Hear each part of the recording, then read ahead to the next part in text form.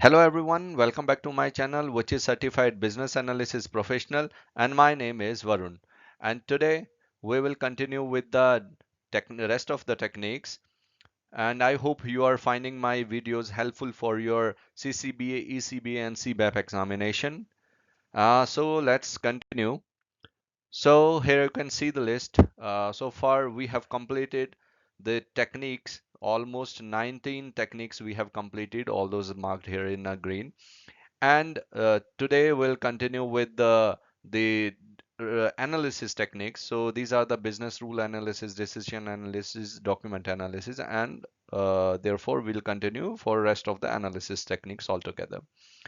The remaining techniques we'll try to cover in a couple of weeks, or I would say 2-3 months it would take. So let's continue. So here techniques, business rule analysis, decision analysis, and document analysis will cover these three techniques today. So what is business rule analysis? So business rule analysis is used to identify, express, validate, and refine and organize the rules that shape the business behavior and operational business decision making. So business rule, so suppose you are in any of the organization there, when whatever product or the services or the projects you are handling, then definitely there are some business rules that derive or that derive the business altogether. For an example, if you are in a e-commerce, you are managing an e-commerce product, just like Walmart, Flipkart, Amazon. So you are the product is being listed there on their platform. Buyer and the seller is using the e-commerce platform to buy and sell those products, right? So there are the business rules. When like business rule can be like if you are listing a new supplier on that e-commerce portal, and you have applied a business rule like if a user has uploaded 10 products, then only their listing will be visible on that e-commerce portal. If not, then that will not be listed, right?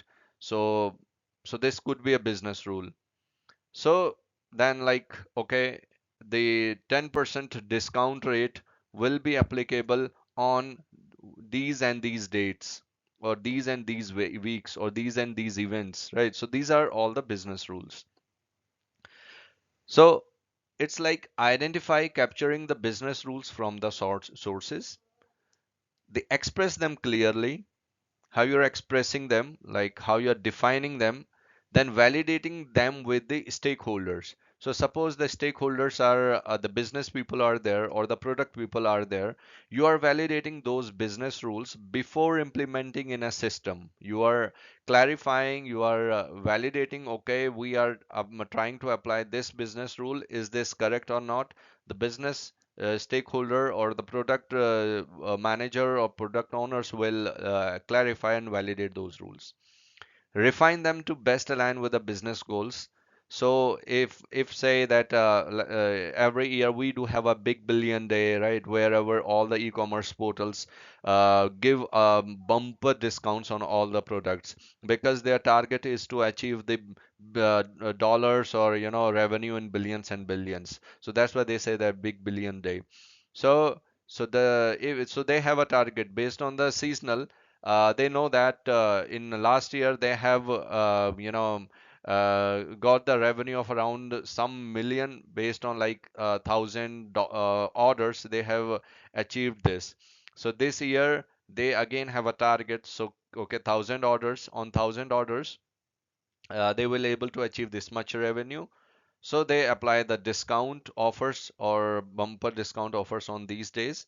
So they apply the rules based on the analysis as well, like whether will able to achieve. So accordingly they apply that, okay, on certain orders you will get 10%, on certain order you will get 20%. So these are all the business rules that is being applied. Another rule is like if you do a shopping of around 500 rupees, then you will get this much discount, or you'll get this extra product free of cost. So these all are the business rule, right? So here we are talking about identifying, capturing business rule from the source, expressing them clearly, validating them with the stakeholders, refining them to best align with the business goals, organizing them so they can be effectively managed and reused, right? A business policy is a directive concerned with the broadly controlling, influencing or regulating the actions of an enterprise and the people in it. So business policies basically derive those business rules, and these business rules are basically used to control, influence and regulate the actions of an enterprise and the people in it. So forward we will continue with, like, there are two type of business rule. So we'll continue on our next slide. So a business rule is a specific testable directive that serves as a criteria for guiding behavior, shaping judgments, or making decisions.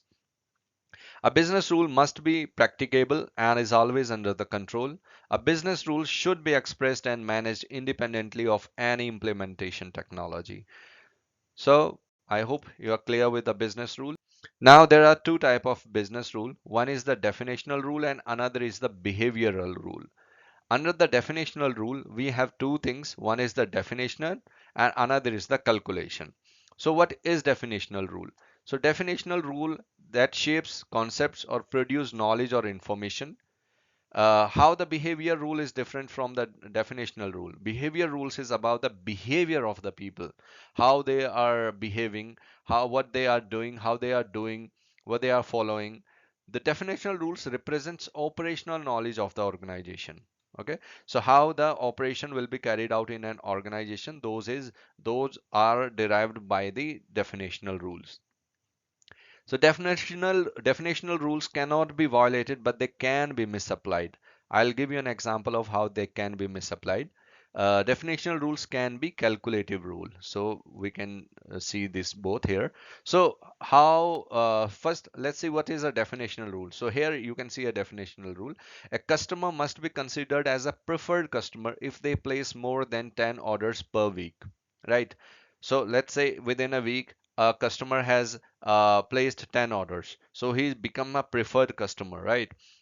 Now, as I'm saying, that definition rule cannot be violated but can be misapplied. So based on the 10 orders, he is been considered as a preferred customer. That's based on the, because system has already there is a code or everything is written to consider, if a customer has placed 10 orders, he would be considered as a preferred customer. What? But if suppose after a week, that user cancel some of the orders, right? So still that would be considered as a preferred customer, because he has cancelled those orders, but there is nothing mentioned for the cancelled orders, right? So had it be like, okay, the order should not be cancelled within a week or after a week, then there would be another rule applied, which again will be a definitional rule, cannot be violated. But here you can see it's it's not violated, but it's misapplied, right? So system might will consider that is still a preferred customer even if the order has been cancelled. So now the calculation rule. The calculation rule is an orders calculation rule is simply like, okay, if you have placed an order, then 3% of the overall amount will be go as a GST, right? So that's like the calculation rule. So these are definitional rule and the calculation rule. Now let's talk about the behavioral rule. So behavioral rule. So behavioral rule are people rules. It also known as people rules. It shapes day-to-day business activity, placing some obligation or prohibition on conduct, action, or practice. How the people are practicing, performing, doing, acting, right? Make use of the information or knowledge produced by the definitional rules. They are intended to guide the actions of people working within the organization. So it makes use of the information or knowledge produced by the definitional rule. We'll see this as an example. So let's say an example. A buyer has placed an order, uh, and during the checkout, he has provided some shipping address where that order has to be delivered.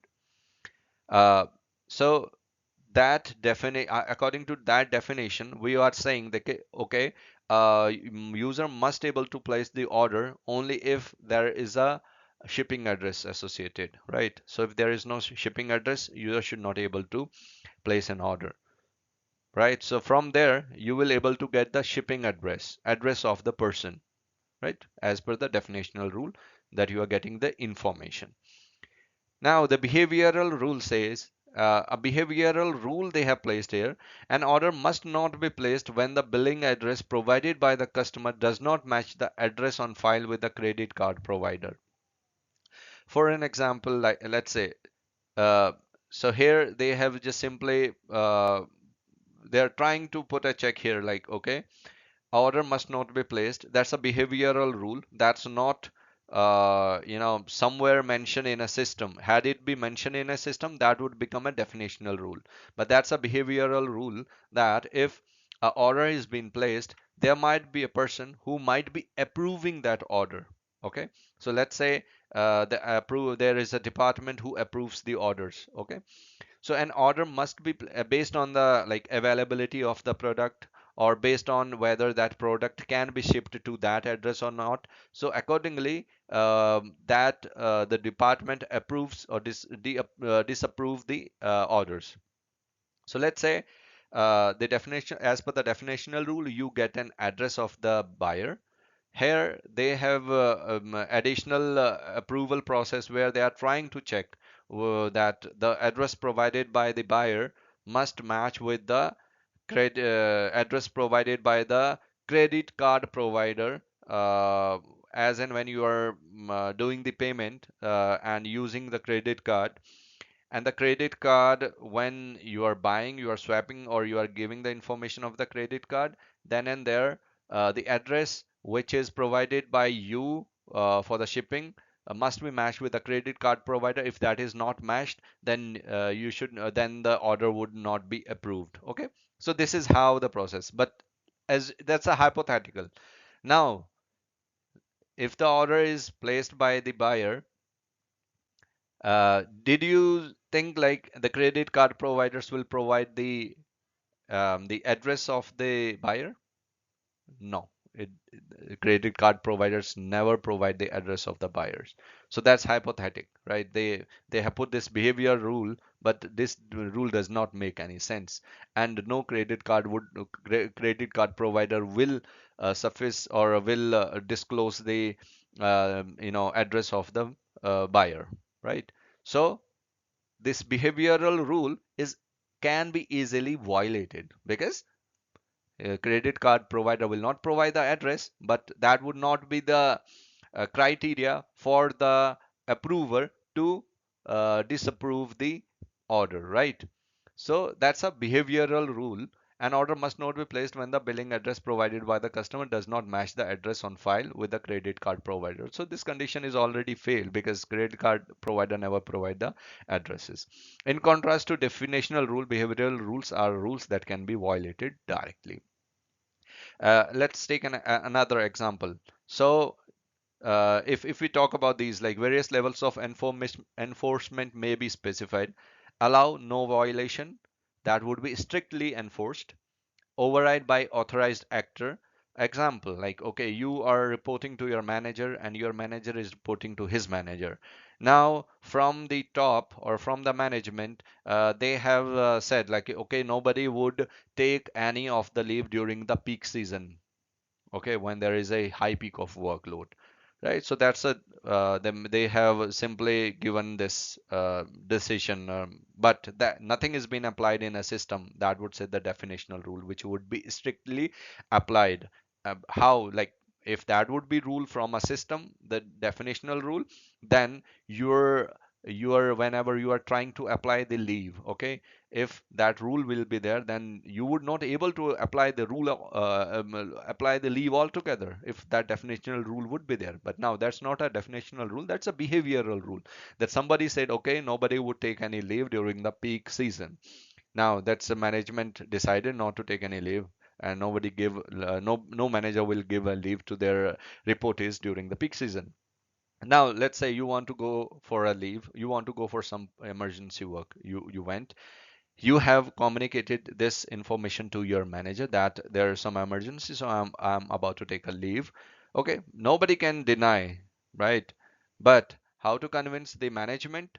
That's upon your manager. So it can be override by the authorized actor. So your manager is an authorized actor who can justify that there was some very, very, very critical urgency, unavoidable circumstances due to which this person went to leave, right? That can be override with an explanation.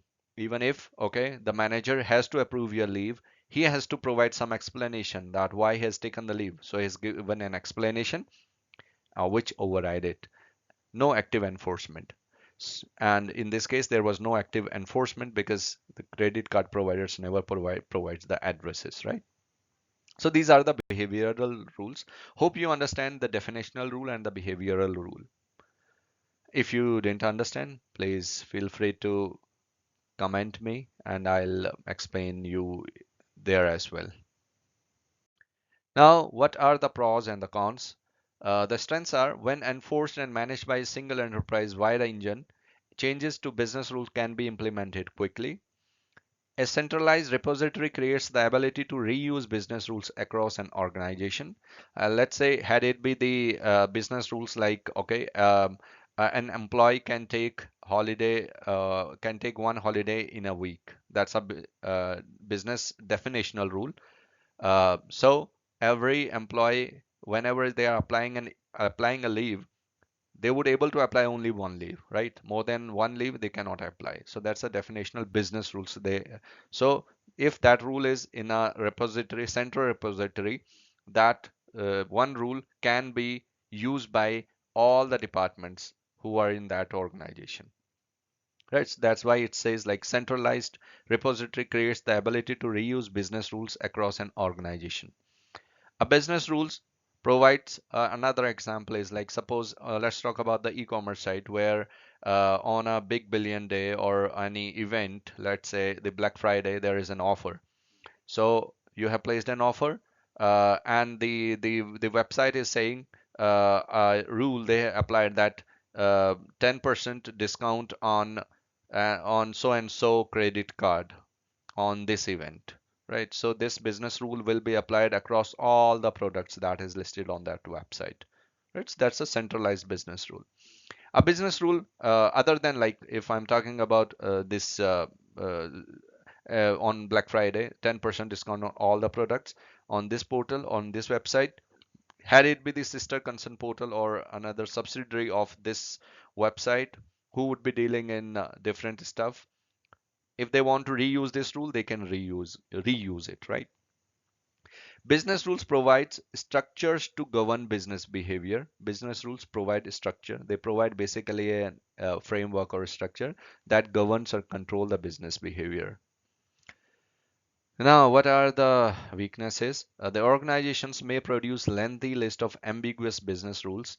So ambiguous, which is not clear, right? For an example, a customer would be preferred, would be considered as a preferred customer if he placed 10 and more orders in a week. Okay, he has placed 10 orders in a week, right? How about if he cancels some of the orders? That he still will be considered as a preferred customer, right? So this is ambiguous.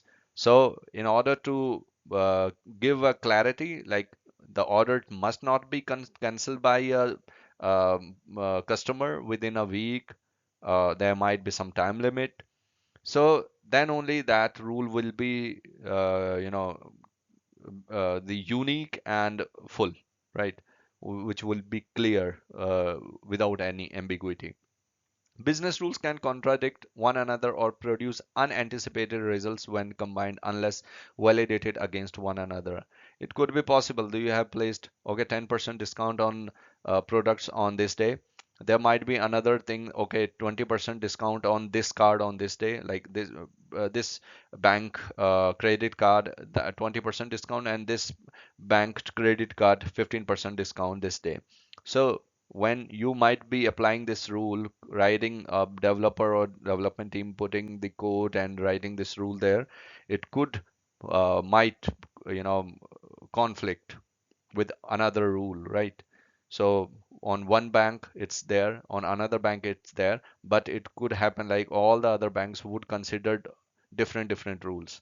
So that would be, contradiction. If available vocabulary is insufficiently rich, not business friendly, or poorly defined and organized, resulting business rule will be inaccurate or contradictory. So decision analysis, the another one. Uh, so I hope you have gone through my video, which is decision modeling. And from there, you would take some help for this, because there are decision analysis tools, which is decision tree and decision tables. And if you have gone through, it's good. If you didn't go through this, there is this link on top. You can see that link, click on that and go directly to that video tutorial. So what is decision analysis? Decision analysis formally assesses a problem and possible decision in order to determine the value of alternate outcome under condition of uncertainty. Decision analysis examines and models the possible consequences of different decision about a given problem. A decision is the act of choosing a single course of action from several uncertain outcomes with different values. So I hope you understand by these statements. Decision analysis approaches use the following activities. There might be a problem statement on which you have to take a decision. There might be a define alternatives based on the problem. There might be a different alternative available to choose on. You evaluate all those alternatives and then choose the alternative that you want to implement, and then finally you implement that choice. So this is how the approach for the decision analysis. And there are the different tools. Though there are so many tools in decision analysis, but as per the BABOK, as in the scope of the BABOK, there are two tools, which is decision tree and decision tables. You will also find different decision analysis tools in BABOK as well, but I would recommend that's not so important. The important tools are decision tree and decision tables. Again, if you didn't go through this video, please make sure that you are clicking somewhere. You will find those links on top of this video, and also I'll provide the link for decision analysis tool down in the description, so you can also access those video from there. uh, then the elements of decision analysis are components of decision analysis. The first one is the components of decision analysis. Under the components, we have decision to be made or problem statement. The second one is the decision maker who will take a decision. The alternative, the for the problem there would be a solution, and in the list of the solution there would be different alternative solutions. Then decision criteria, you evaluate criteria used to evaluate the alternatives you have to evaluate. Then decision matrices. So there are two type of decision matrices. One is a simple decision matrix and another is a weighted decision matrix. The simple decision matrix is like criteria 1, then alternative 1, alternative 2, alternative 3. So what do you say? Okay, alternative 1 is meeting the criteria, so we can choose alternative 1, as well as in alternative 3 we can choose because this is also meeting the criteria. So the score for this first approach is there are two alternatives, so the score is 2. Now in terms of the weighted decision matrix, what you do is you rank each alternative in terms of try to quantify in a number, like say rank, it's a 3, it's 5, it's 2. Then the weighted average would be, if you sum it up, it would come to 10. So here accordingly there are like criteria 1, criteria 2, criteria 3, criteria 4. Same for the simple and same for the weighted. So from that list you choose whichever scores comes as high or low based on the need, right? So just for your information that this is simple one where you simply see how many are meeting criteria. You just count, and here you rank it, you weight it, you sum it up based on the quantifiable numbers associated with all the alternatives. Then decision trees. So decision trees having decision nodes where the decision is being given, okay, 1 and 2, wherever you want to go. The chance node, the terminator and end node. You would find all those information in the that video. If not, please put down in a comment. I will explain it further. And then the another element is the trade-offs. If any of the alternative does not meet, or if any of the alternative, let's say alternative 1 and alternative 3, these two meeting the criteria, you have selected alternative 1, even if this is you have selected the in this weighted matrices. Let's say you have selected alternative 1, even though it's not high or it's not low, but based on some optimization, some constraints like budget, cost, efforts, you have selected this alternative. So that you do the trade-offs. Then what are the pros and the cons? The pros provides business analysts with a perspective approach for determining alternate options, especially in complex or uncertain situation. It helps stakeholders who are under pressure to assess options based on criteria, thus reducing decision based on descriptive information and emotions. Requires stakeholders to honestly assess the importance they place on different alternate outcomes in order to help avoid false assumptions. And then a weaknesses are the information to conduct proper decision analysis may not be available in time to make the decision. Many decisions must be made immediately without the luxury of employing a formal or even informal decision analysis process. Analysis paralysis can occur when too much dependency is placed on the decision analysis and in determining probabilistic values. Then we have document analysis. This is a fairly very simple technique. So document analysis is used to elicit business analysis, and remember whatever the keywords I have highlighted here in a bold in my all the slides or in my all the videos, those are very important for you to remember. Document analysis is used to elicit business analysis information, including contextual understanding and the requirements, by examining available materials that describes either the business environment or existing organizational assets. So document analysis is nothing but you just analyzing the documents, whether those are existing, those are public documents, those are private or some confidential documents. So you are analyzing those documents. Document analysis accounts the understanding the context of the business, researching for what purpose you do the document analysis. Either you want to understand the context of the business, whether you are doing some research, whether you are validating something or some information. You are trying to do data mining is one approach for doing, and data mining is an approach for doing document analysis. Reviewing the information to identify the gaps. You are reviewing the documents to identifying any gaps. So for those purposes, do the document analysis. And the elements are preparation. You first prepare, you select the sources. It could be the public or proprietary. Then you see the content is relevant, current, genuine, and credible. You try to understand, and the content is understandable and can be easily conveyed to stakeholders as needed. Then the another element is document review and analysis. So whatever the document you find from the sources, you record relevant notes associated with each topic. You identify if any notes conflict or are duplicates, or you note the gaps in knowledge. Then once you do the analysis, then you record your findings. If the content and level of detail is appropriate for the intended audience, if the material should be transformed into visual aids such as graphs and models or diagrams or data flows in order to help improve the understanding, right? So there are three elements: recording, document review, analysis, and record findings. So what are the pros and the cons? So the benefits are existing source material may be used as a basis for analysis. The business analyst does not need to create any content. Results can be used to validate against the results of other requirement elicitation technique. Findings can be presented in format that permits ease of review and reuse.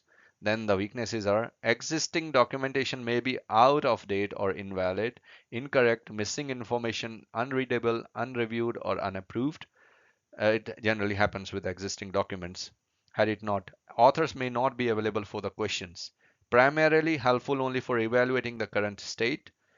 View review of as is documentation.